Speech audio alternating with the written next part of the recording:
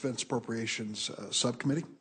We're going to start a minute or two early, which is unprecedented in the Senate, because we have votes scheduled, and I want to try to get as much testimony in as possible before we might have to break for a vote, should that occurrence arise soon. So I'll make my opening statement. I want to acknowledge at the beginning that Senator Cochran is not late. No one is late at this point. I'm starting a minute or two in advance. Today, the Defense Subcommittee will receive testimony on national security space launches with a focus on the Evolved Expendable Launch Vehicle, or the EELV program. Our questions expose some of the core trade-offs in defense policy and highlights several challenges we face as a nation. What is the best use of taxpayers' money? How do we promote and reward innovation? How do we safeguard the viability of our industrial base? How do we protect our competitive edge against other nations? We'll return to these questions and many others throughout the year as we review the President's fiscal year 2015 defense budget, which we received just this week. Today, we discuss the EELV program, which was created almost 20 years ago when the cost and risks of launching satellites were out of control. EELV missions launched the most important satellites developed by the Air Force, National Reconnaissance Office, and the Navy, not to mention NASA, and a fewer number of commercial customers.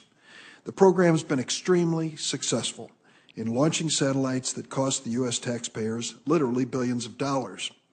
The safety record of the Atlas V and Delta IV rockets made by the United Launch Alliance is remarkable, but we do have some concerns about the acquisition strategy and cost and future of that program. From 2011 to 2014, the amount the Air Force budgeted for an average of 6 satellite launches per year grew by 60% in that 3-year period. There are many answers as to why the program became more expensive, but the important question is, what should we do about it?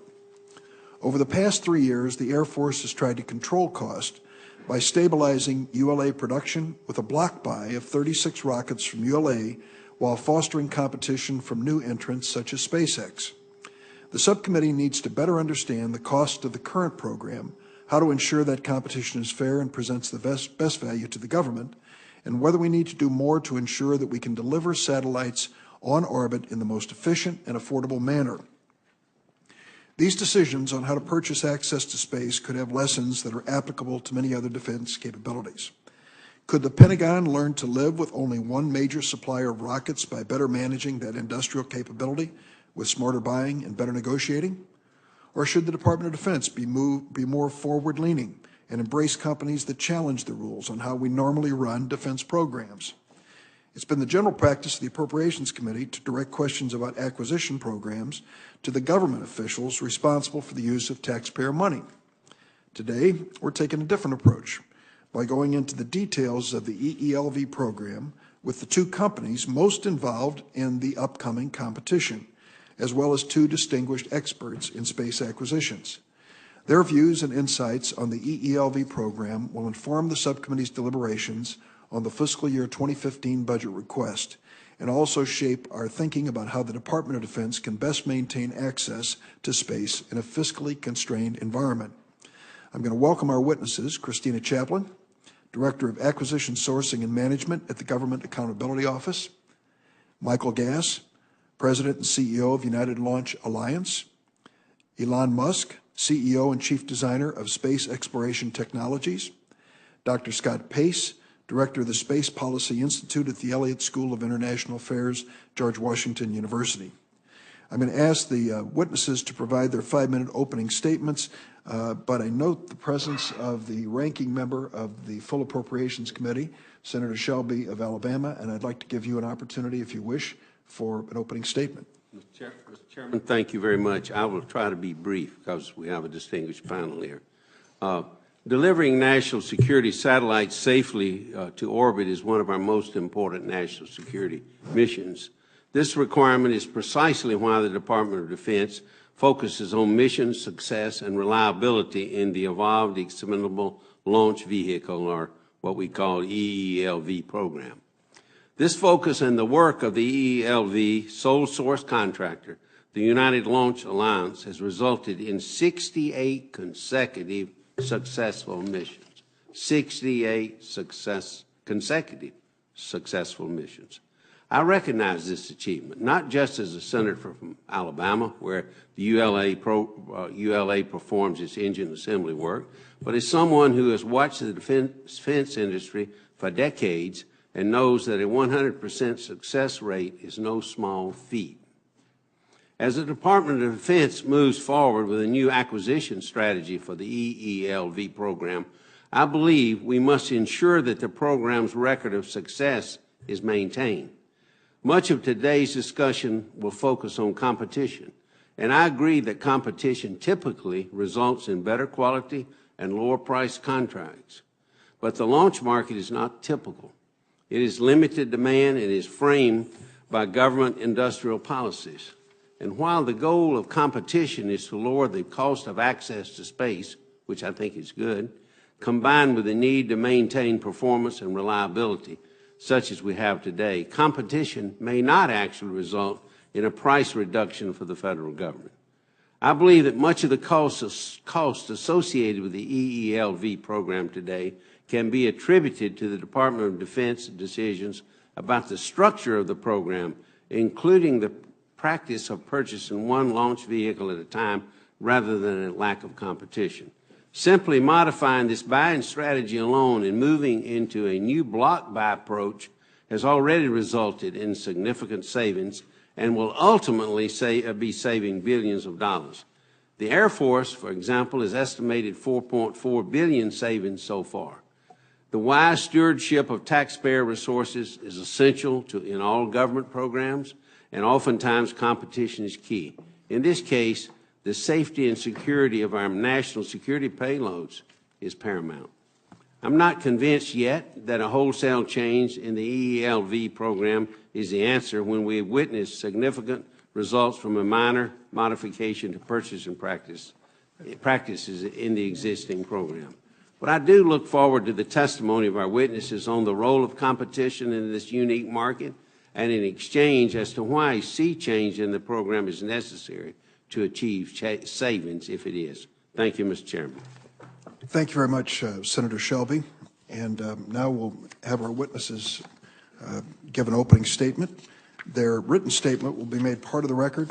If they'll take 5 or 6 minutes to summarize it, we can then open it to questions. And the first person to testify, Christina Chaplin, as I mentioned, Director of Acquisition Sourcing and Management at the Government Accountability Office, which has done a comprehensive review of this issue, which I commend to my colleagues and those who are following this debate.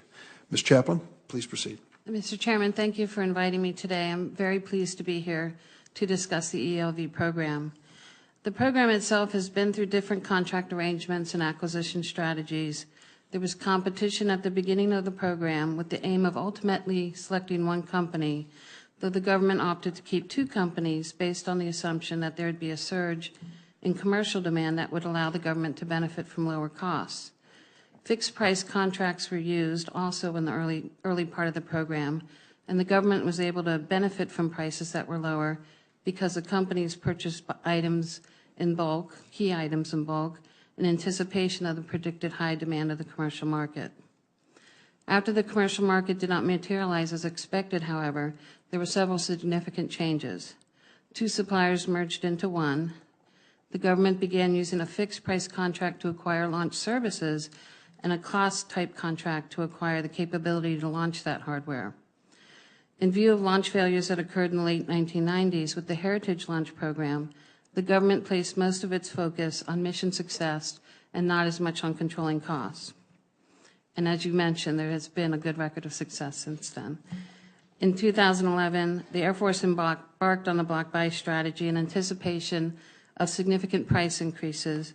However, the GAO found that the government did not have the knowledge it needed to make such a significant commitment, particularly with respect to program costs and the launch industrial base. At the time, there were also mixed views within DoD about the value and viability to introduce competition to help lower prices, but DoD ultimately set out to do so. Since our 2011 report, DoD has made strides in gaining knowledge about costs and other issues surrounding the ELV, and it has achieved significant savings in negotiating the block buy. There may be a debate as to the validity and extent of the savings, but we do know that the DoD performed the analyses and the studies that better armed it for negotiations. Further, the program now benefits from auditable business systems and greater oversight. DoD deserves much credit for these efforts. There were also significant positive changes in the new contracts, but the basic way of acquiring launch services remained the same. There's a fixed price arrangement for the vehicles themselves and a cost arrangement for the capability to launch the vehicles, which includes things like systems engineering and integration. It is important to keep in mind that the capability contract maximizes the government's flexibility, which is beneficial when there are delays in satellite deliveries. The block buy contract is for 35 rocket cores, and DoD plans to compete up to 14 cores starting as early as 2015. There are a number of ways DoD could run this competition. We looked at 2 ways at each end of the spectrum for some recent work we did for the Congress. One is to contract similar to the way it currently contracts with ULA. The other is to follow a commercial approach. My statement details the benefits and challenges of both. In short, if DoD contracts similar to the way it contracts with ULA, DoD could retain insight into contractor costs and pricing data, which would lend itself to a better bargaining position in future negotiations.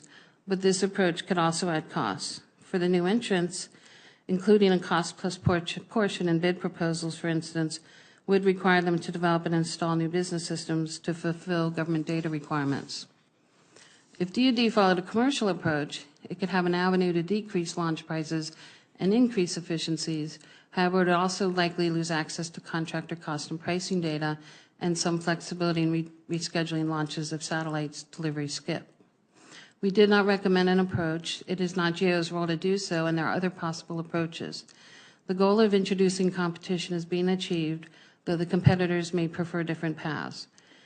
The factors that DoD will need to weigh as it makes its choice likely include the need to maintain a high degree of reliability, as the satellites being launched are expensive and are vital to national security, the need for flexibility in launches, the importance of retaining cost and pricing data, the need to keep costs down, and considerations about the future government's demand for launch services. This concludes my statement, and I'm happy to answer any questions you have. Thank you very much, Ms. Chaplin. We will have some questions. But next, we're going to hear from Michael Gass, President and CEO of United Launch Alliance. Mr. Gass. Chairman Durbin, Ranking Member Cochran, members of the subcommittee, thank you for the opportunity to appear today to talk about the EELV program and the future of space launch.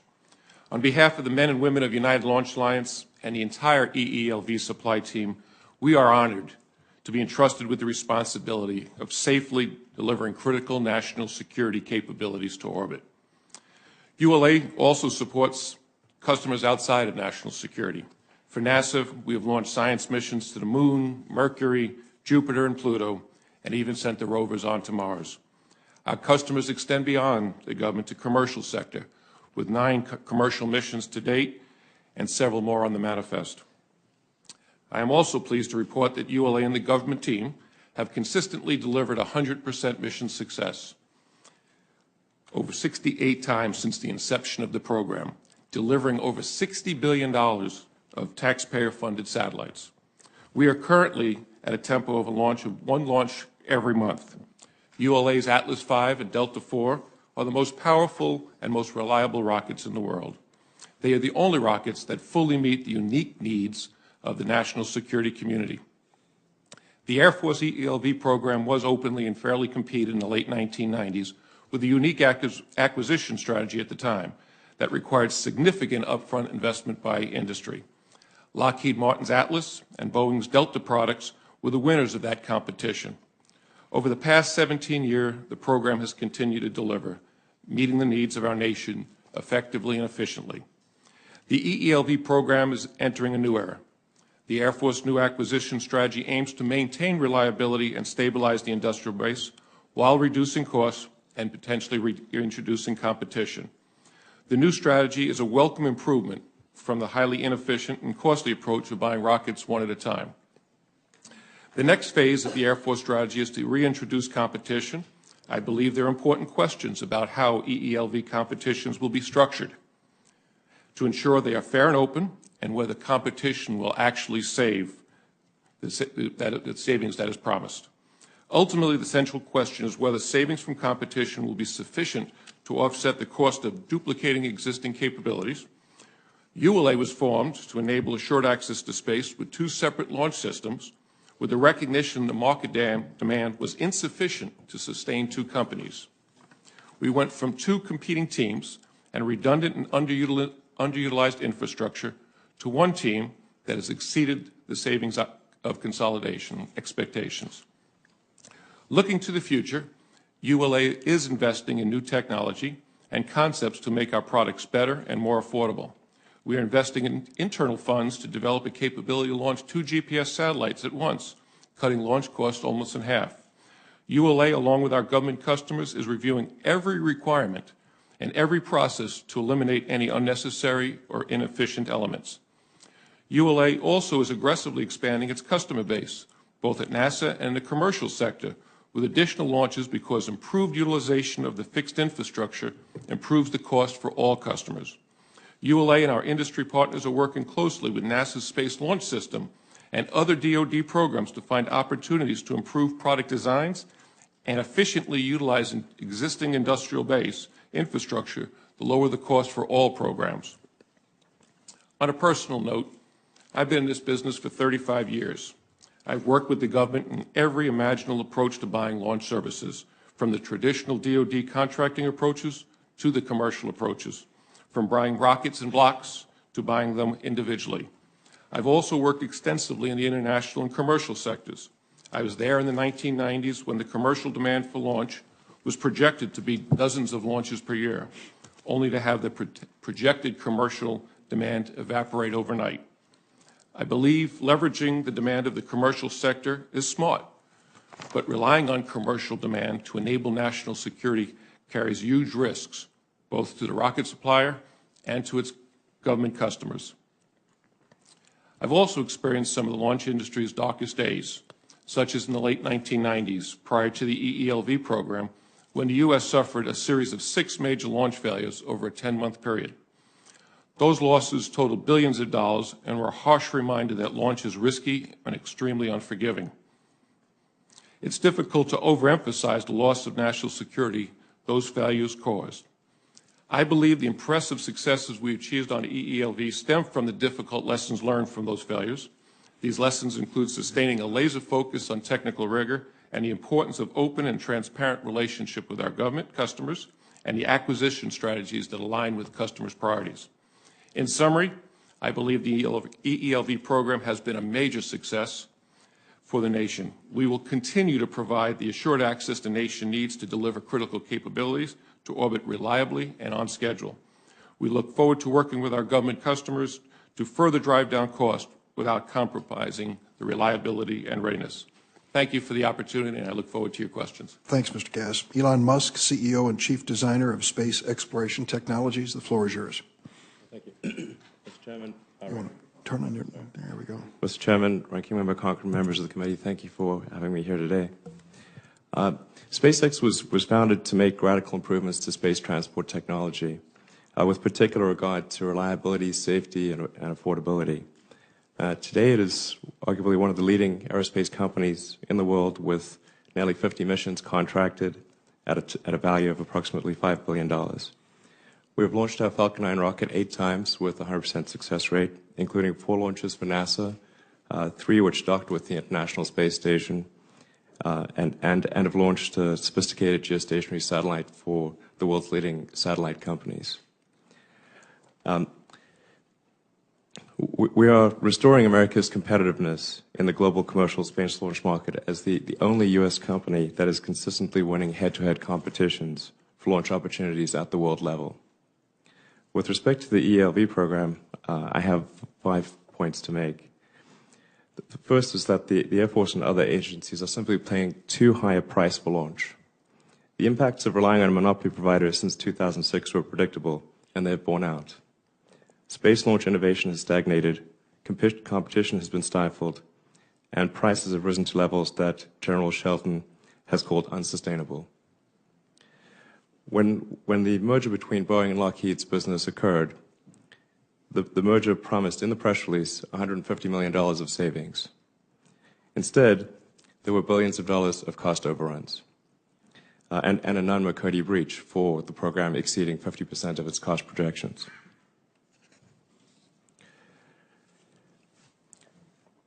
According to congressional records, in FY13, the Air Force paid an average of $380 million for each national security launch, while subsidizing ULA's fixed costs to the tune of more than $1 billion a year, even if they never launch a rocket.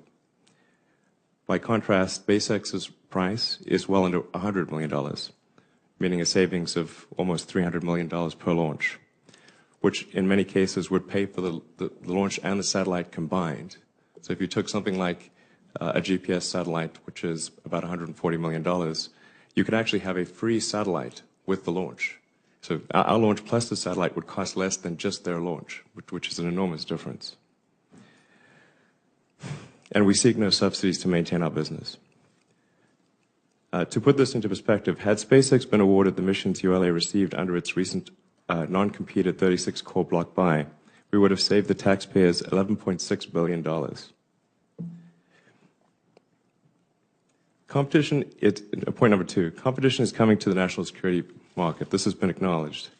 And we are ready to compete for that. In order to be certified as an ELV provider, SpaceX has had to meet a number of requirements that were never demanded of the incumbent provider. We were required to successfully launch 3 flights of our upgraded Falcon 9 vehicle, which we achieved in January. Under our ELV certification agreement, we're undertaking vigorous engineering reviews with the Air Force. To date, we've delivered more than 30,000 data items to the Air Force and provided total access to our internal systems to more than 300 government officials for certification. And we hope to complete that certification this year. And point number 3 is we really believe that robust competition must begin this calendar year. We applaud the early steps the Air Force and NRO have taken to reintroduce competition into the ELV program. In 2012, the Air Force, under direction from the Secretary of Defense, committed to competing up to 14 missions, with 5 missions available for competition this year. Of course, we would greatly have preferred that the Air Force open all of its missions for competition.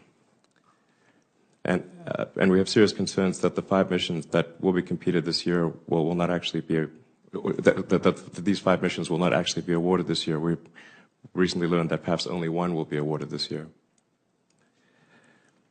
Point 4, with the advent of competition, a launch should really be viewed as a commodity, and any competition between new entrants and ULA should properly acknowledge the launch subsidy received by the incumbent. Consistent with federal procurement regulations and DoD acquisition directives, when a competitive environment exists, the government should use firm fixed price FAR Part 12 contracts that properly incent contractors to deliver on time and on budget. That means eliminating the $1 billion subsidy, annual subsidy to ULA, which creates an extremely unequal playing field. And the final point is that our Falcon 9 Falcon Heavy launch vehicles are truly made in America. We design and manufacture the rockets in California and Texas with key suppliers throughout the country and launch them from either Vandenberg Air Force Base or Cape Canaveral Air Force Station.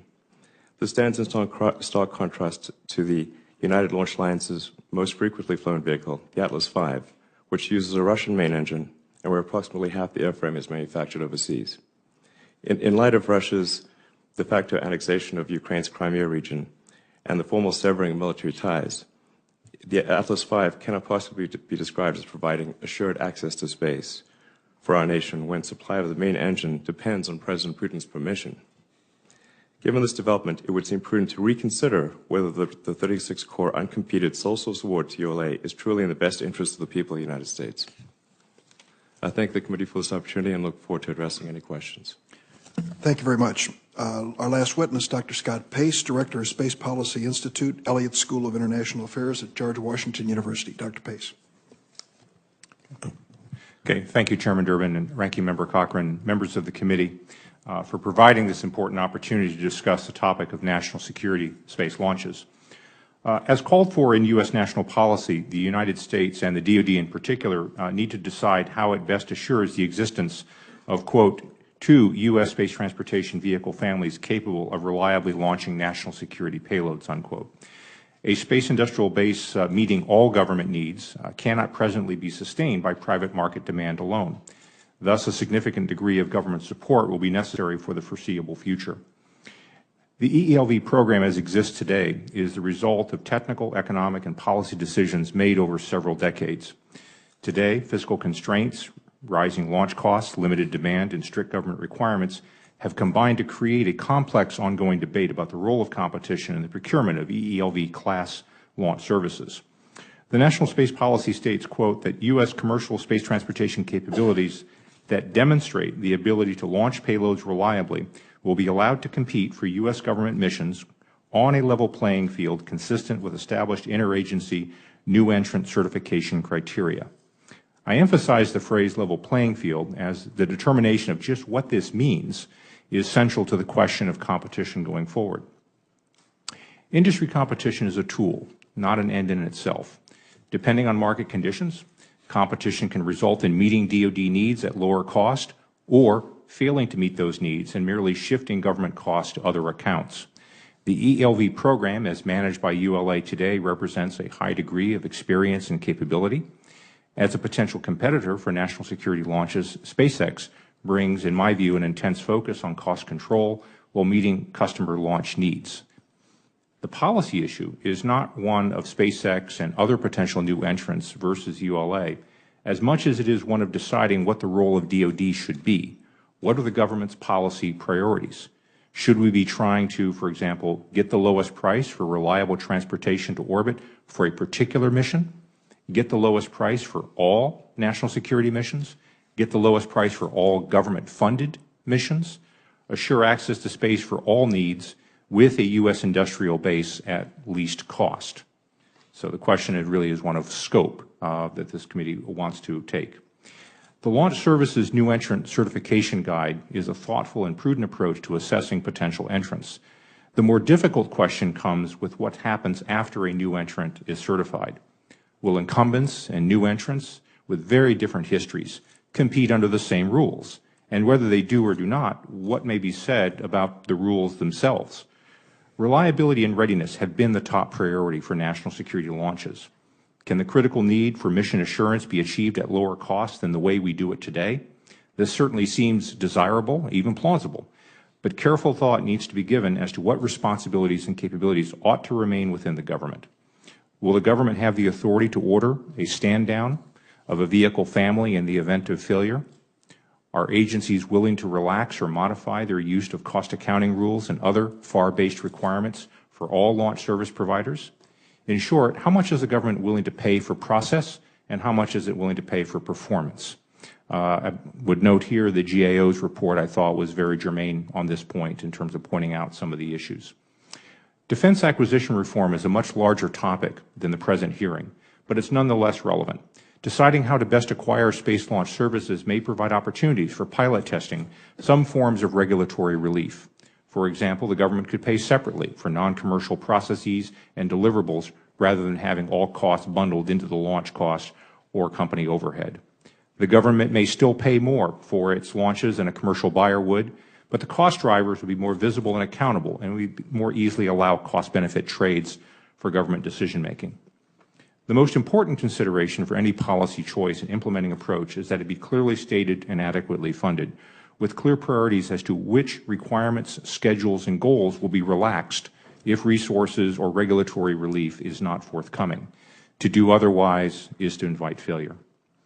Thank you very much for your attention. I'd be happy to answer any questions that you might have. Dr. Pace, thank you very much. And I think you can tell from the opening statements that this is a subject that I found challenging to the committee and to Congress, that really called for a much different approach in hearing, to bring together two companies from the private sector to express their points of view. I've done something that's a little unorthodox here. I've invited each of the companies represented, ULA through Mr. Gass and SpaceX through Mr. Musk, to submit 10 questions to the other side so that we can hear what they consider to be the strengths and weaknesses of their position. Those will be submitted for the record, and I encourage each of them to respond appropriately and in a timely fashion. Let's get down to some specifics if we can. Mr. Gass, Russia's in the news, and the question about sanctions by the United States against Russia for their adventurism in Crimea raise a question about our future relationship with this company, or with this country. I ask you, when it comes to your use of the RD-180 engine on your Atlas V missions, what you think is the reliability of that engine being available from Russia for the immediate future, and whether the United States, in the interest of its own defense, should take that into consideration when it awards these contracts. Thank you, Senator Durbin, and we all are watching and caring for the people in the Ukraine in this situation. First, let me kind of give a little bit of history on the engine. We went to the former Soviet Union with encouragement from two presidential administrations more than 2 decades ago to look at capabilities that were in Russia, that were in the former Soviet Union. And what we found was an engine that was more advanced in technology and could be bought in a cost-competitive way that we had here in our country. What we have done to protect and for that concern since the day we started with that relationship more than 2 decades ago, we've protected the nation. And what do we do from United Launch Alliance? First and foremost, we have 2 years of safety stock inventory. Actually, today we have greater than that in country, and our ability to launch any of the near-term satellites that we need to do for national security. At United Launch Alliance, we have another product that is fully compliant and ready to support any of the missions. So from a nation, we are not at any risk for supporting our national needs. We've always kept our ability to not to be leveraged in the case of any kind of supply interruption. So I understand, for clarity here, you're saying that you have warehoused or stockpiled engines for 2 years, possible launches. What about the capacity to produce that same engine in the United States? Thank you, Senator Durbin. We have, as part of the deal that we signed with a company called RD Amros, was a joint venture of United Technologies and the company in Russia called NPO Energomash. We had a business deal where we could co-produce that engine. We bought all the blueprints and specifications, brought them into the country, and demonstrate that we can take the blueprints and specifications that were written in Russian, translated them, and in a full arm's length relationship, demonstrate we can build the most difficult products. And we've done that over several years. We invested hundreds of millions of dollars to prove that we have the capability to demonstrate our ability to build that exact engine. I've always encouraged the nation and to kind of follow what we saw in Russia, that they as a country invested consistently in propulsion technology. We have kind of fallen behind in advanced technology. When we went to Russia, there were things that they were doing that we found in our textbooks said was impossible. So, you know, it just shows that you can break the bounds of technology, and we have the ability now that we know how to do it and ready to do it. The people at United Launch Alliance and industry, the work that's being done at Marshall Space Flight Center and at the Air Force Research Labs has been pushing our envelope of technology. We need to stay on that constancy of purpose. Mr. Musk, one cannot help but be impressed by the numbers that you've given us in terms of the cost of your product measured against ULA. We start with the premise that Senator Shelby noted. ULA has a flawless record. It's been able to achieve the goals that we've set for them time and time and time again. Your suggestion is we've paid dearly for it and could pay a lot less now. I guess the question I need to ask, the premise of this, goes back to the creation of ULA. Do you believe it is possible to maintain 2 companies in competition for future launches? And could your company, with a record of success but more limited because of the time that you've been around, be able to compete without, for example, commercial business to sustain you when government budgets cannot? Yeah, absolutely. First, I should mention that the premise of perfect success is not quite correct for ULA. It is they certainly have a very good track record, but the first Delta IV Heavy failed, and there was a partial failure of one of the Atlas missions, which resulted in a satellite having reduced life. So it's certainly a good, but it's not quite correct to say it would be a flawed premise to say that it's perfect. What I think is a logical sort of thing going forward is that there would be 2 families of rockets, but not 3 families of rockets. So currently, ULA has both the Atlas and the Delta, but those are redundant. You don't need both of those rocket families. And I think it would make sense to for the long-term security interests of the country to probably phase out the Atlas V, which depends on the Russian engine, and have ULA operate the Delta family, SpaceX operate the Falcon family, giving the Defense Department assured access to space with two completely different rocket families. I think that's the logical thing to do going forward, and I think it would be the best thing in every respect for the country. Mr. Gass, before I was chair of this subcommittee, we looked closely at the ELC account, the cost plus account that basically has been described in many different ways to maintain the capability, infrastructure necessary. So we're dealing, when we deal with ULA, with the actual fixed price of the product, the launch that we are purchasing, and then an ELC, which has been characterized as an infrastructure investment, a subsidy, a cost-plus item. What I hear from Mr. Musk is that he doesn't need that cost-plus item. He doesn't need that subsidy in order to compete with you. So the question for the taxpayers, why should we give your company a special break when it comes to these launches if you can't meet competition head-on? Well, first, again, thank you for the question. I knew it was coming, and when I was listening to Mr. Musk, an ironic moment came back to me, and that it was probably more than a decade and a half that I was sitting in the back of a room like this when there was some generals and some industry leaders sitting here explaining to senators like yourself about why there were some of these failures that cost billions of dollars of lost capability, and they were held accountable. And most of them, their careers ended, and we changed the acquisition strategy. And the ELC was an outgrowth of that event. And I want to put you in the shoes of the director of the National Reconnaissance Office and the Air Force in 2004. The two companies competed. We were on a FAR 12 fixed price type contract, as Mr. Musk was advocating. All the national security satellites that Congress funded that were being new starts was significantly behind schedules.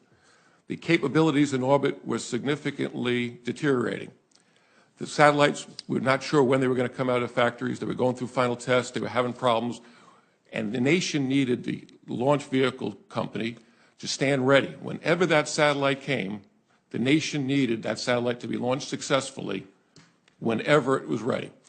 In a fixed price business, we were losing money. There was no satellites to be launched. We had people standing around. We would have furloughed our workforce for a while and come back when there was enough demand when those satellites were ready, pool up the demand. So we had to come up with a solution that provided the national security capability. So the ELC is just that capability that gives the flexibility to the warfighter to make the critical decisions when they need it. It's categorically not a subsidy. I wish I had a contract that Mr. Musk has, that he has from the NASA commercial cargo activity, much better for making us competitive in the true commercial market, because it doesn't come with any of the constraints and burdens of accounting that I think Ms. Chaplin articulates, that comes with a lot of restrictions. So ELC is not a subsidy. It's about providing national security capability with the laser focus on mission success. And I would also encourage the committee to think about it as a pendulum. We swung at one point in time to a very commercial model. We swung to a very classical DoD contract, and the pendulum is moving back to a middle. We need to find that right equilibrium that brings that balance of critical missions and it promotes cost competitiveness. Thank you. I'll have some more questions in the second round. Senator Cochran. Mr. Chairman, thank you very much for convening this hearing. It's obviously very appropriate and timely. I wonder what the reaction of the panel is to the Air Force's new strategy to reintroduce competition in the ELV program. At the same time, recognizing that we have significant mission success, which has been achieved by United Launch Alliance, the sole source launch provider since 2006. What is your reaction to that situation? Should we continue to support this as it is, or should we make changes? Like to go first? Who would you like to answer this, sir? Whoever wants to answer it. I think when we did our report in 2011, the idea of having competition in this program arose. And over time, DoD did recognize that this was a way to lower costs. The costs were a real issue back in 2011. Just to quote Frank Kendall, who is the acquisition leader at DoD, with no threat of competition, DoD, the ELV, and the prime contractor are in an important negotiating position and pay the price demanded. So competition is one avenue to put pressure to lower prices. It's not the only avenue. The other avenue is to gain insight into cost and pricing and to take actions to gain more efficiencies within the program you have. The Air Force is doing both. They've also, the NASA side uses competition to do its launches. It works pretty effectively, and ULA and SpaceX are both used to working under those arrangements. It's worked well for another government agency. Mr. Gass, you have an impression to share with us? Absolutely. The measure of success should not be how widely competition is employed, but how wisely competition is employed. And when we started this program, we had two competing companies, the Lockheed Martin Corporation and the Boeing Company, and it wasn't working. So can we formulate competition that could work, that's actually going to save the taxpayer money? And when you deal with the limited demand of the nation and some of the unique requirements that the nation is, how are we going to have that competition to be on a fair and level playing field? Some of the most unique missions clearly don't need multiple capabilities in this country. And if we talk about fair and level competition, is it 2 companies? Is it 3 companies? Is it 4 companies? When does it stop? And how do you limit other companies from wanting to participate and taking a niche of the product? I shared the story of when I was here about a decade and a half ago. I was running a program called the Atlas II. It was supporting DoD programs on a far competitive basis. When we were launching basically the military satellite constellation, we had a block buy of Discus and UHF, which have been replaced by the WGS and MUOS in today's constellation. We had a block buy, fixed price, commercial contract. With that contract, we were able to compete for NASA for commercial missions fairly successfully. After those disasters, I was promoted, and I now had many launch capabilities. And I was cleared for some classified missions and recognized those missions can't work in a competitive commercial environment. Those capabilities are so unique that it just would not work. It would cost the government excess funds to stand up multiple companies to have that redundant capability. I always go back when I share with acquisition officers a story. Many years ago, I worked on the Tomahawk cruise missile program, and the country wanted to dual source and have competition.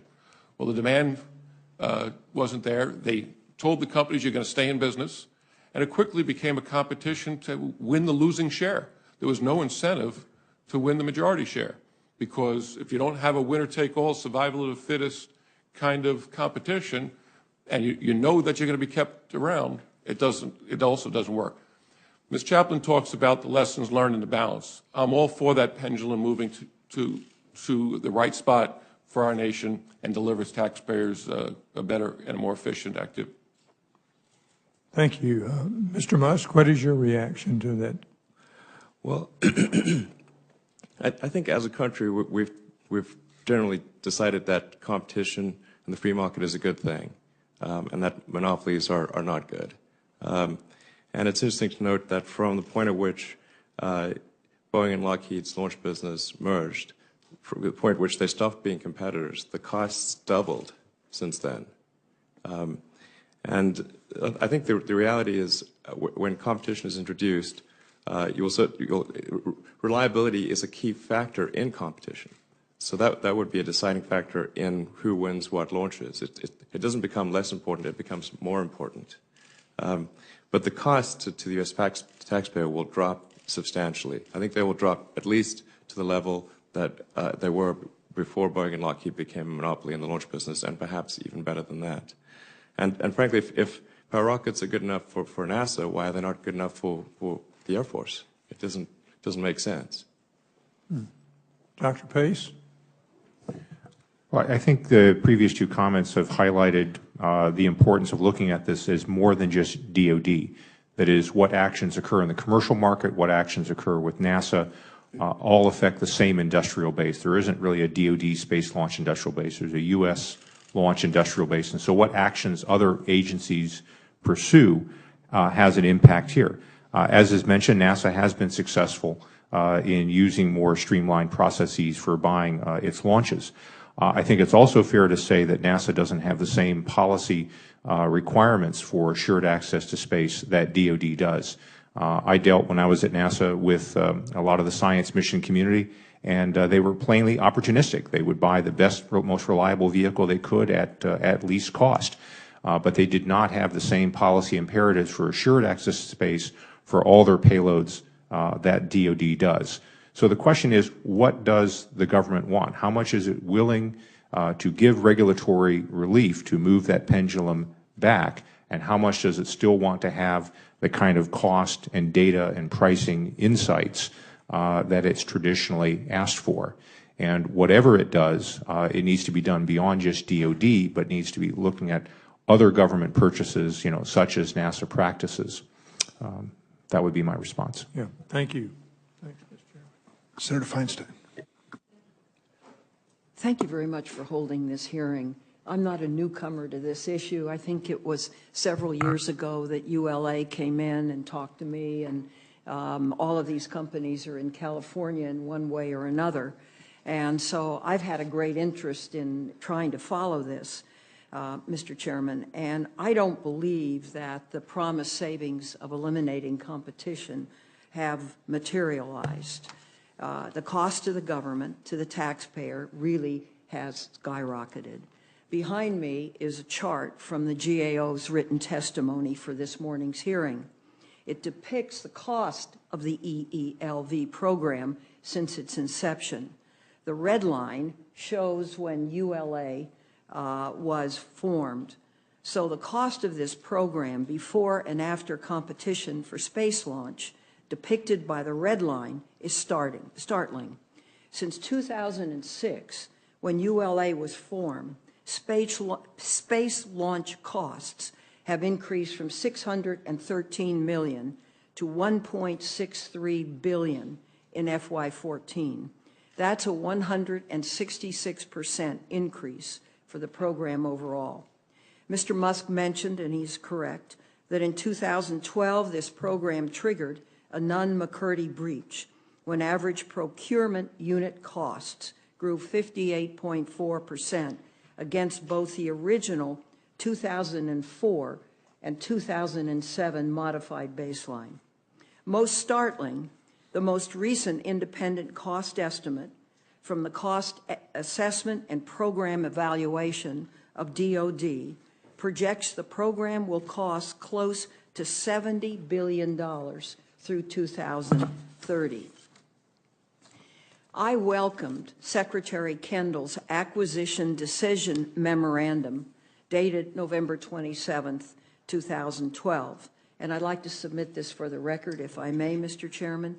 The memo states, and let me read it, I direct the Air Force to aggressively introduce a competitive procurement environment in the EELV program by competing up to 14 corps with initial contract awards as early as 2015 for missions that can be flown as early as 2017.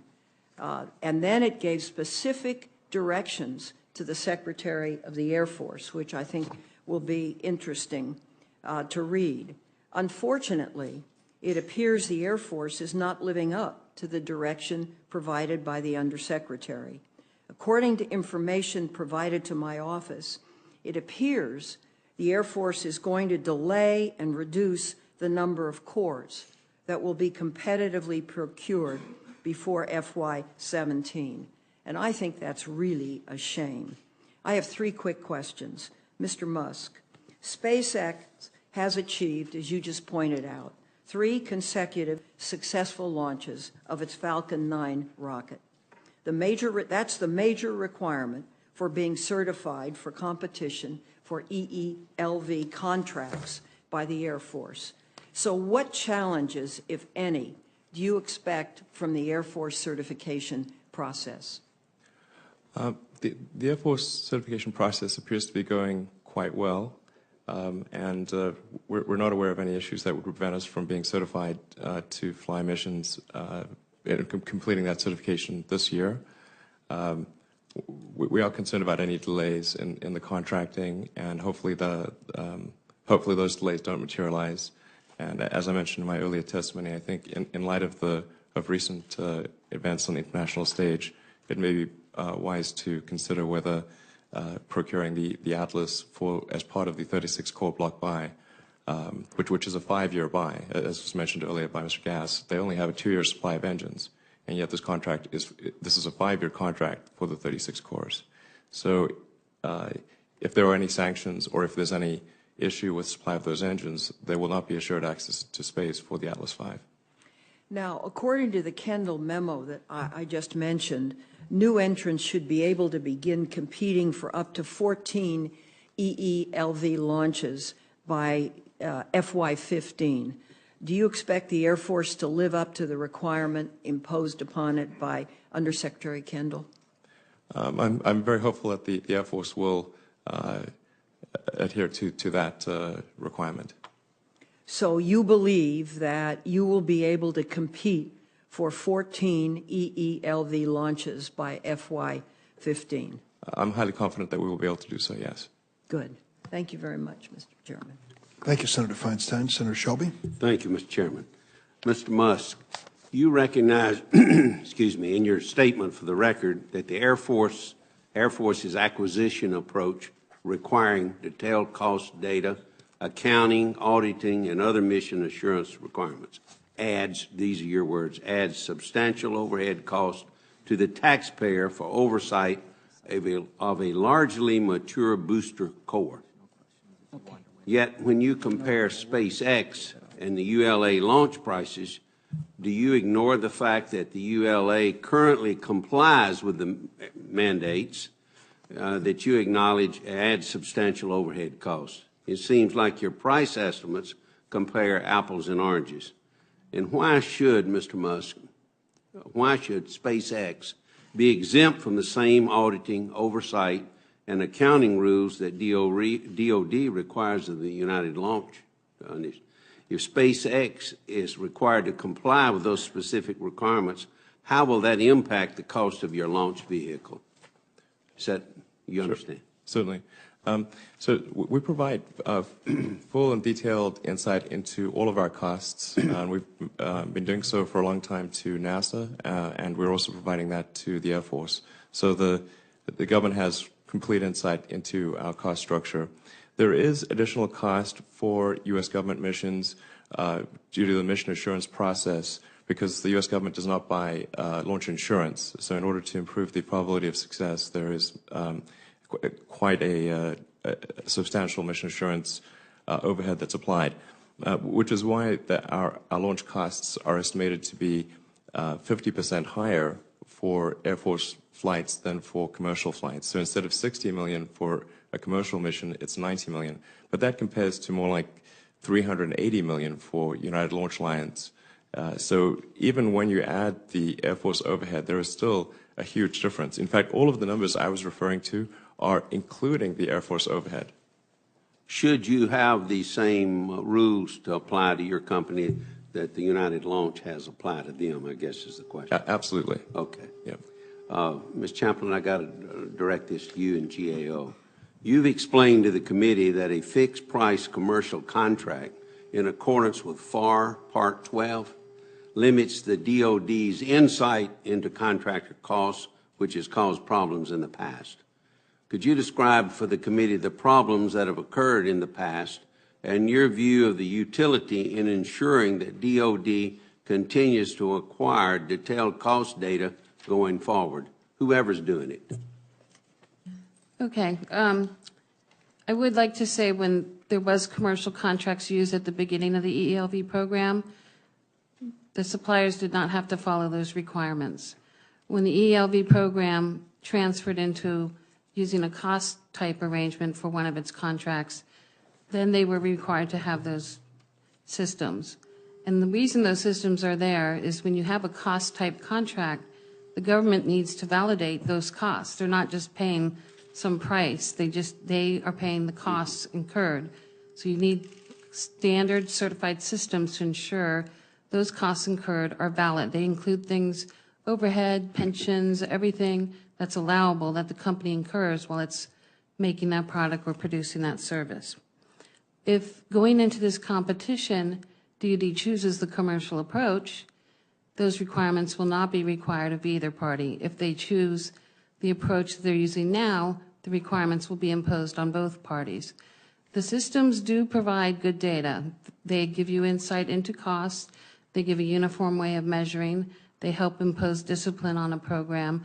There's a lot of value, and it was a long, hard fight to get those in the current program. It was not easy. It's not an easy accomplishment to do.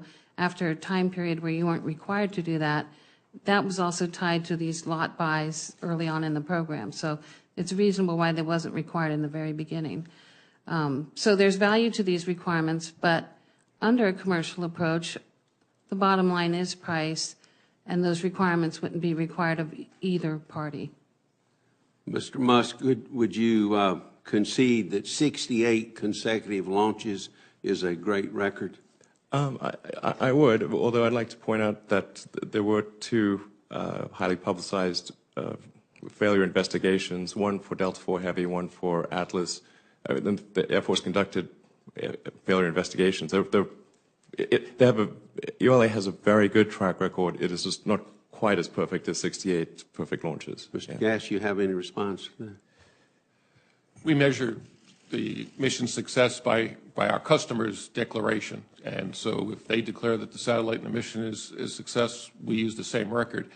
And why it's that important, because our profit is tied to a mission success. If we don't deliver it, it's not only we forfeit our profit, but potentially get a penalty. So the declaration is about the on-orbit capability, and that's how we measure success. Mr. Musk, in October 2012, I believe this is right, a secondary payload aboard a SpaceX Falcon 9 rocket was sent into the wrong orbit because one of the 9 Merlin engines powering the rocket failed. What recourse did the owner of the secondary payload have in that situation to recover damages? In other words, what's next? What was next? Right. Well, by ULA's definition of success, that mission was perfect. No, that was perfect, although you went into the wrong orbit and so forth. You're right. Saying that's perfect. So the primary mission, which was to deliver the Cassiopeia satellite, was 100% successful. There was a secondary satellite that was an optional objective that was not part of the primary mission. But as I said, if you accept ULA's definition of perfect success, then that mission was perfectly successful. Mr. Gass? It would not be declared successful. If that was a contracted requirement, we would. He would say it was successful by his criteria, but you'd say it was not successful. Right. By yours. You know, we could have a debate about success, but if it's considered an experiment and the rocket was supposed to perform all the capabilities and it didn't, that's a different kind of business arrangement. But in our measure of success, we put margins in. The anomalies that Mr. Musk referred to that we had on United Launch Alliance was design margins. The margins came into play, and we were able to successfully deliver the satellite. It is an incredibly risky business, and everything needs to work perfectly. Dr. Pace, you have any comment on that? I would add more from as a former analyst, with NASA, that getting detailed understanding of the prices and costs. Prices we understood, I think, with SpaceX. Understanding all the costs, I think, was somewhat more difficult. SpaceX did not have, when I was at NASA, the detailed level of business accounting systems that we were used to on other projects. So we had a very robust dialogue with SpaceX people, and we got a lot of information. There's a lot of cooperation. But I would have to say that really understanding all those costs to the same level of detail was hard to come by. And so eventually in some areas we said, you know, there's some magic going on SpaceX. We don't fully understand, but we appreciate the results. Again, how much is the government willing to pay and impose on SpaceX on these contracts? If it's not willing to impose those kind of detailed reporting requirements, are they willing to relax them, you know, on other players? Thank you. Thank you, Mr. Chairman. Thank you, Senator Shelby. In this round, I'm going to take what I consider, after listening to the testimony and reading the background here, the best arguments on both sides and ask you each to address them. I'll preface my question to Mr. Musk as follows. In this new job, I'm traveling around the United States, seeing some amazing capacity that we have developed. Newport News, the very best when it comes to building submarines, aircraft carriers. Head up to Connecticut, helicopters. Wherever you go in this country, California as well, Boeing in the Midwest, you see some exceptional companies doing exceptional work, keeping us as safe as possible. And they all say to me, Mr. Chairman, if you keep cutting these budgets, we're going to be laying off the best workers in the world. And when you need us, if you ever need us, we won't be there. So you've got to find a way to maintain our capacity to build, even if we're not at war, even if our budgets are going down.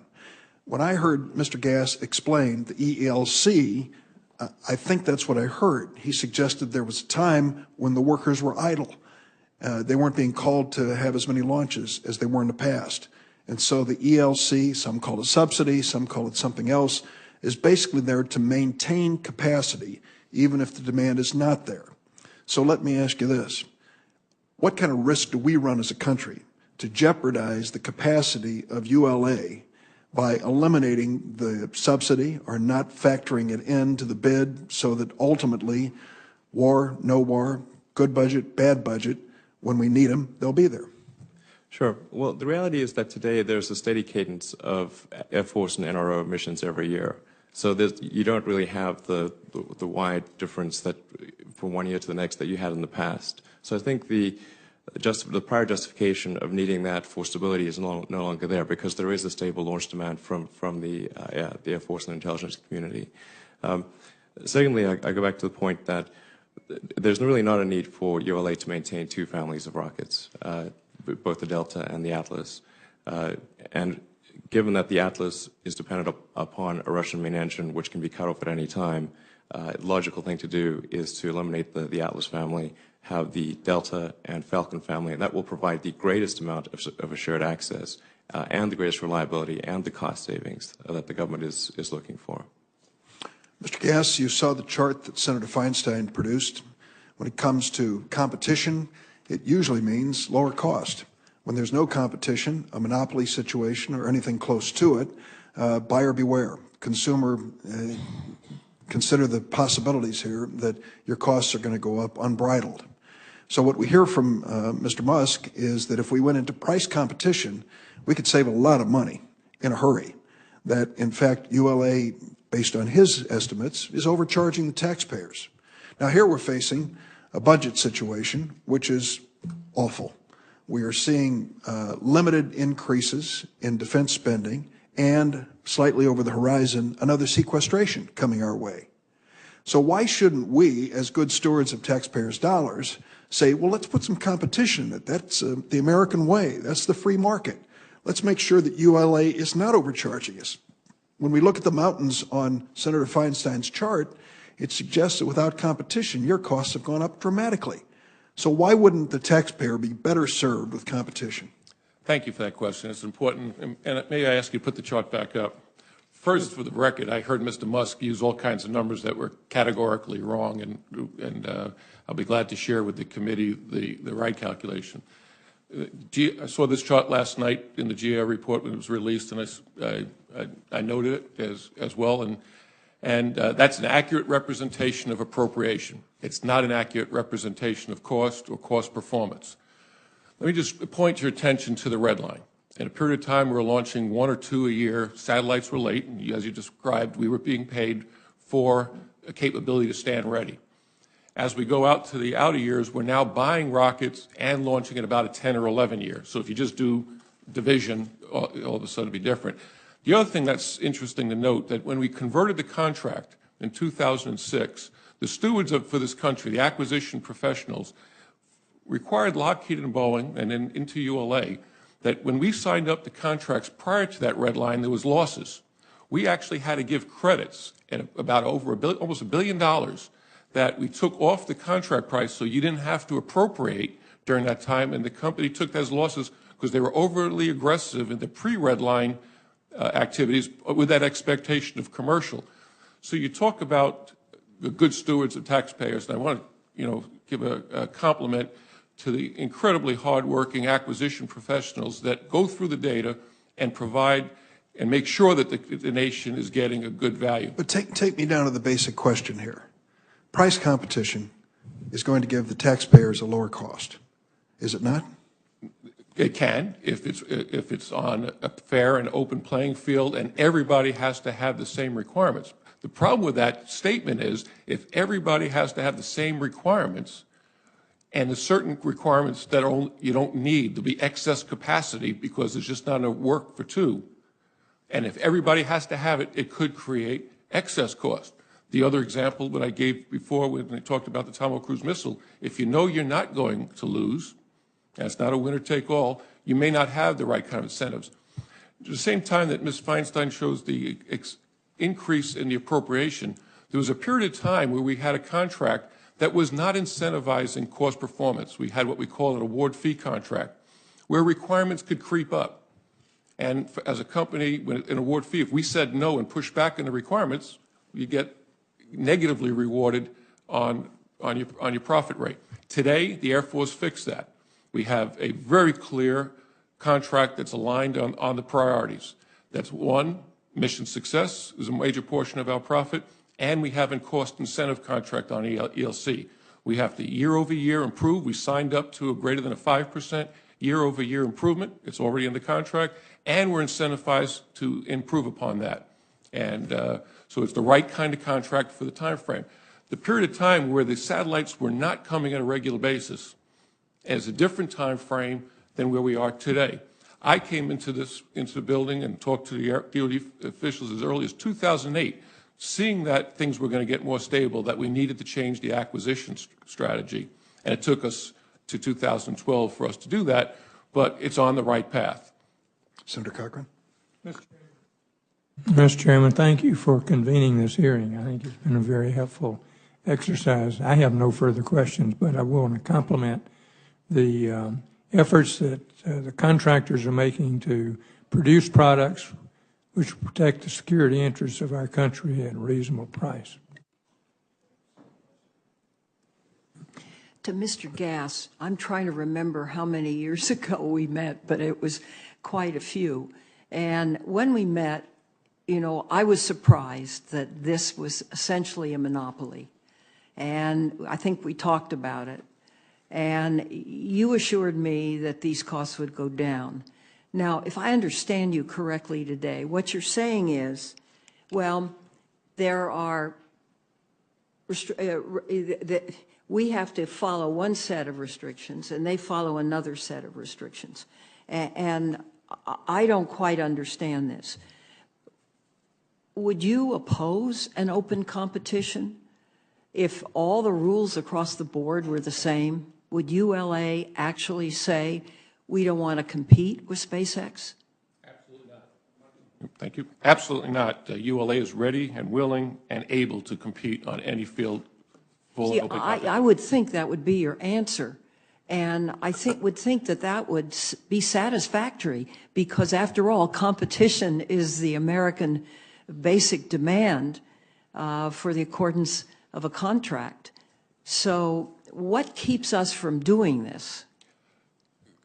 Basically, SpaceX doesn't have all the capabilities nor the requirements. So if you think about it, if SpaceX's requirements have to come down and some of our requirements have to be eliminated till we get that level playing field. Okay. Mr. Musk, respond to that. If this is the heart of the matter, respond to it.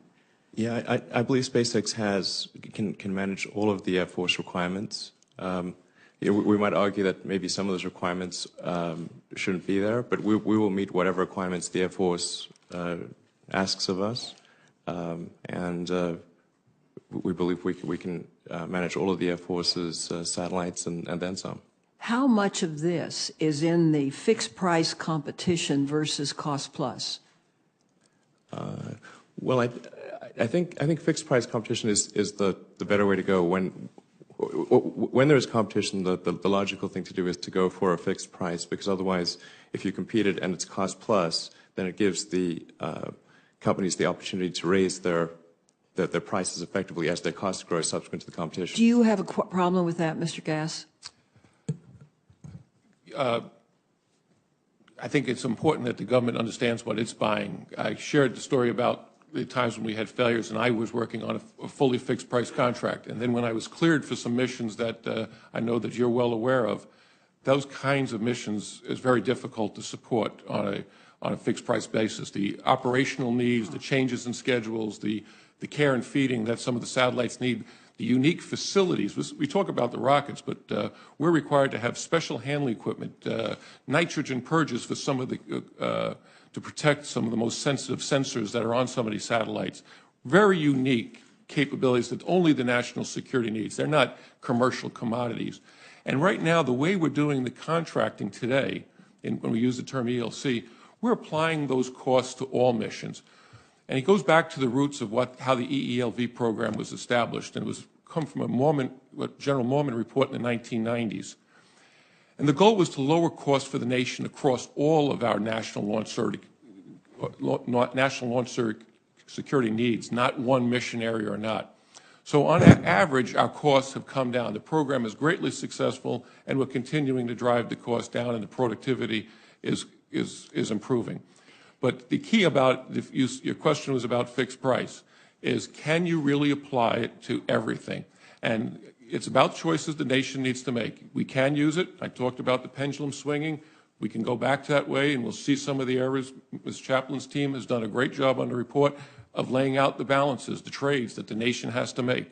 It's not about what companies want. It's about what the country needs and how the government and leaders make choices of how to deliver that. So I'm trying to understand what you're saying. What you're saying is if the requirements for a bid were all the same across the board, we would have no problem. Is that correct or not? It would be fine for the competition, but just yesterday, in the 14th Air Force out in California, had to make some mission switches between NASA and the Air Force. They just gave direction. A NASA mission was late. An Air Force mission moved in. Another NASA Air Force mission took priority. Another NASA mission was moved out. If we were on a fixed price world, that would be a series of contractual actions, potentially not having the capability to accommodate that because it took some money to create that flexibility. In a fixed price world, that operational flexibility is not there for the warfighter, but it works for competition. May Mr. Musk respond to that? Would you respond to that? Certainly. So I think the logical thing to do is to do a fixed price competition for the basic vehicle, and then to the degree that there are mission unique requirements, which is a fairly small part of the mission, that would be cost plus. So if the Air Force says, well, there's a unique national security satellite, it's going to require these additional changes to the rocket or to the mission, or it's going to require priority, then that just that incremental piece would be logical to make that cost plus. But the vast majority of the contract would be fixed price. Thank you. Thank you very much. Thank you, Mr. Chairman. We're talking about competition, real competition, and if you can get it, it's the best thing in the market. We all know that. Dr. Pace, in a classic market of multiple buyers and sellers, competition generally produces quality products and lower prices. The launch market is characterized by limited demand, few suppliers, and multiple government industrial policies. Therefore, lowering the cost of access to space while retaining performance and reliability may not result in price decrease for buyers. We don't know.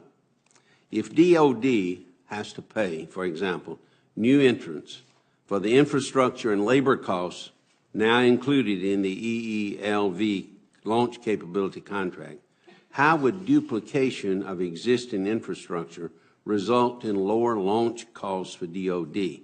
A lot of us are concerned that recreating the wheel could actually increase overall costs compared to what DoD is currently paying. Would you have a comment on that? That's certainly possible. I think what we could see happening is that the introduction of competition could lower the cost as a virtue of lower prices for a wide category of services. There's a number of missions that I think SpaceX, for example, could certainly compete for. There are a number of missions that it may take a while before SpaceX can compete. As mentioned, the Delta IV class systems, although eventually it may compete for those as well. So the question is, what do you want the industrial base to actually look like? If you break these costs out, if you charge extra for non-commercial processes, is the government willing to pay for that, or do they prefer the convenience of bundling all that up? I could imagine a situation where Atlas exits the market, as described, where Falcon takes over for most of that. We're still retaining the Delta IVs, and that is a much more segmented market. But as a result of that segmentation, you'll simply have a new set of monopolies. You'll have areas where only the Delta is going to be meeting that until SpaceX develops new products. You may have situations where only the Falcon is meeting other needs. So you'll be swapping the number of players around. You'll be breaking costs out in a more clean way. But whether total costs go down for the government, I think, is still something to remain to be seen. How important is quality? In other words, the 68 straight launches, successful launches, important to DoD, for example? Well, I think it's absolutely crucial, because what's happened so far is that we as a government have paid for reliability and readiness.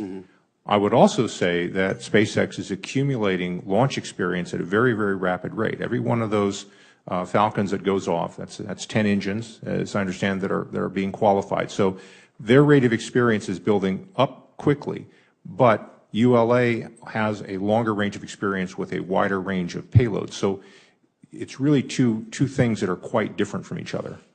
Thank you. Thank you, Mr. Chairman. Mr. Chairman, I do have a number of other questions I'd like to submit for the record. Certainly. And if there are no further questions in today's panel, I want to thank all of you for being with us. Dr. Pace, Mr. Musk, Mr. Gass, and Ms. Chaplin, thank you for your contribution today. There will be written questions coming your way, and we hope that you will respond to them in a timely fashion so we can make this report available to the public, and this meeting of the subcommittee will stand adjourned. Very interesting.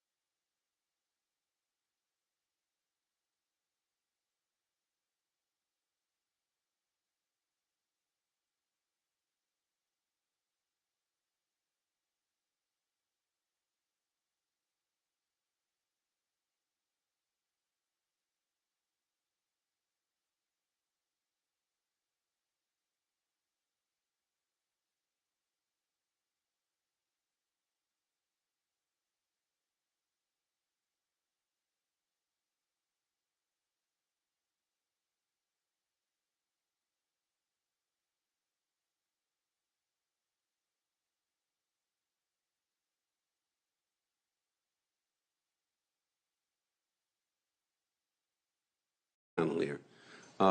Delivering national security satellites safely to orbit is one of our most important national security missions. This requirement is precisely why the Department of Defense focuses on mission success and reliability in the Evolved Expendable Launch Vehicle, or what we call EELV program. This focus and the work of the EELV sole source contractor, the United Launch Alliance, has resulted in 68 consecutive successful missions. 68 consecutive successful missions. I recognize this achievement, not just as a senator from Alabama, where the ULA performs its engine assembly work, but as someone who has watched the defense industry for decades and knows that a 100% success rate is no small feat. As the Department of Defense moves forward with a new acquisition strategy for the EELV program, I believe we must ensure that the program's record of success is maintained. Much of today's discussion will focus on competition, and I agree that competition typically results in better quality and lower price contracts. But the launch market is not typical. It is limited demand and is framed by government industrial policies. And while the goal of competition is to lower the cost of access to space, which I think is good, combined with the need to maintain performance and reliability, such as we have today, competition may not actually result in a price reduction for the federal government. I believe that much of the cost associated with the EELV program today can be attributed to the Department of Defense decisions about the structure of the program, including the practice of purchasing one launch vehicle at a time rather than a lack of competition. Simply modifying this buying strategy alone and moving into a new block buy approach has already resulted in significant savings and will ultimately be saving billions of dollars. The Air Force, for example, is estimated. The Air Force has tried to control cost by stabilizing ULA production with a block buy of 36 rockets from ULA while fostering competition from new entrants such as SpaceX. The subcommittee needs to better understand the cost of the current program, how to ensure that competition is fair and presents the best value to the government, and whether we need to do more to ensure that we can deliver satellites on orbit in the most efficient and affordable manner. These decisions on how to purchase access to space could have lessons that are applicable to many other defense capabilities. Could the Pentagon learn to live with only one major supplier of rockets by better managing that industrial capability with smarter buying and better negotiating? Or should the Department of Defense be more forward-leaning and embrace companies that challenge the rules on how we normally run defense programs? It's been the general practice of the Appropriations Committee to direct questions about acquisition programs to the government officials responsible for the use of taxpayer money. Today, we're taking a different approach by going into the details of the EELV program with the two companies most involved in the upcoming competition, as well as two distinguished experts in space acquisitions. Their views and insights on the EELV program will inform the subcommittee's deliberations on the fiscal year 2015 budget request and also shape our thinking about how the Department of Defense can best maintain access to space in a fiscally constrained environment. I'm going to welcome our witnesses, Christina Chaplin, Director of Acquisition Sourcing and Management at the Government Accountability Office, Michael Gass, President and CEO of United Launch Alliance, Elon Musk, CEO and Chief Designer of Space Exploration Technologies, Dr. Scott Pace, Director of the Space Policy Institute at the Elliott School of International Affairs, George Washington University.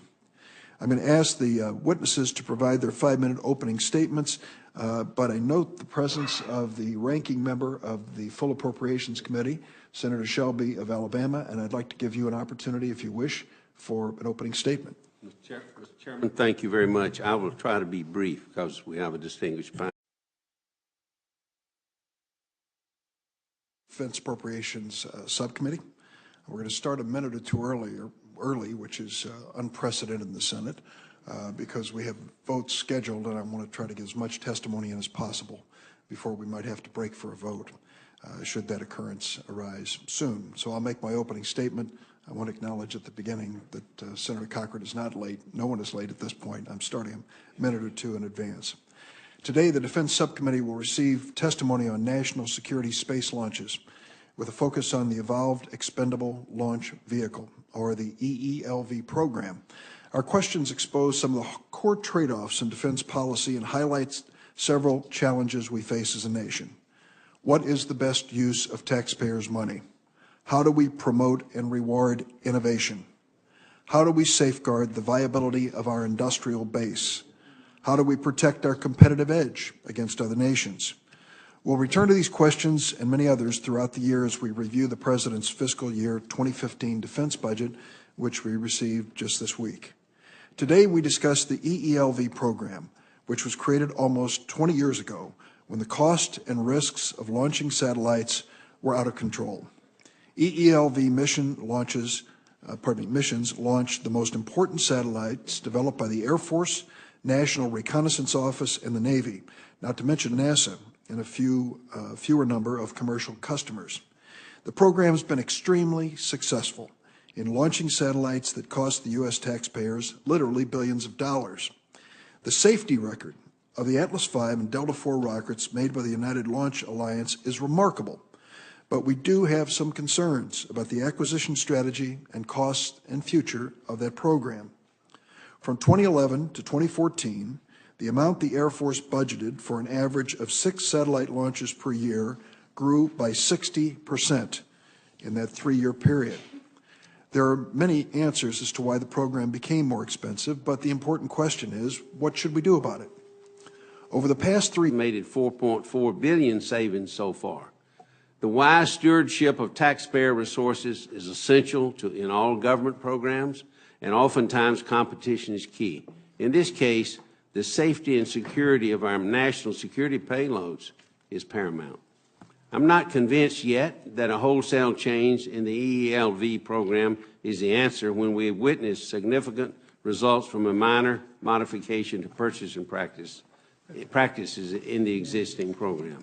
But I do look forward to the testimony of our witnesses on the role of competition in this unique market and in exchange as to why a sea change in the program is necessary to achieve savings if it is. Thank you, Mr. Chairman. Thank you very much, Senator Shelby. And now we'll have our witnesses give an opening statement. Their written statement will be made part of the record. If they'll take 5 or 6 minutes to summarize it, we can then open it to questions. And the first person to testify, Christina Chaplin, as I mentioned, Director of Acquisition Sourcing and Management at the Government Accountability Office, which has done a comprehensive review of this issue, which I commend to my colleagues and those who are following this debate. Ms. Chaplin, please proceed. Mr. Chairman, thank you for inviting me today. I'm very pleased to be here to discuss the EELV program. The program itself has been through different contract arrangements and acquisition strategies. There was competition at the beginning of the program with the aim of ultimately selecting one company, though the government opted to keep 2 companies based on the assumption that there would be a surge in commercial demand that would allow the government to benefit from lower costs. Fixed price contracts were used also in the early part of the program, and the government was able to benefit from prices that were lower because the companies purchased items in bulk, key items in bulk, in anticipation of the predicted high demand of the commercial market. After the commercial market did not materialize as expected, however, there were several significant changes. 2 suppliers merged into one. The government began using a fixed price contract to acquire launch services and a cost type contract to acquire the capability to launch that hardware. In view of launch failures that occurred in the late 1990s with the Heritage Launch Program, the government placed most of its focus on mission success and not as much on controlling costs. And as you mentioned, there has been a good record of success since then. In 2011, the Air Force embarked on the block buy strategy in anticipation of significant price increases.